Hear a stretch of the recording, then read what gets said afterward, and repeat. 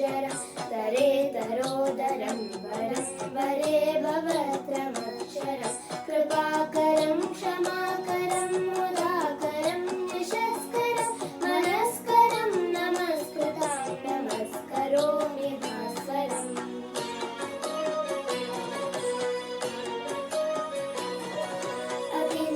अकिञ्चनातिमार्जनं चिरन्तनोक्तिभाजनं पुरारिपूर्वनन्दनं सुरारिगर्वचर्वणं प्रपञ्चनाशभीषणं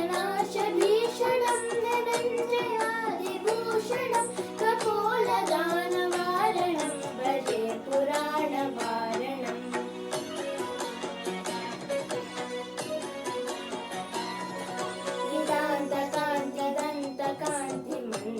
नितान्तकान्तिदन्तकान्तिमन्तकान्तकात्मजम् अचिन्त्यरूपमन्तहीनमन्तराय कृन्तनं हृदन्तरे निरन्तरं वसन्तमेव योगिनं तमेकदन्तमेव तं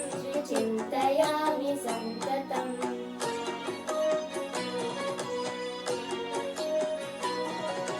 महागणेश पञ्चरत्नमादरे नयोन्महं प्रजल्पति प्रभातके हृदि स्मरं गणेश्वरम् अरोगतामदोषतां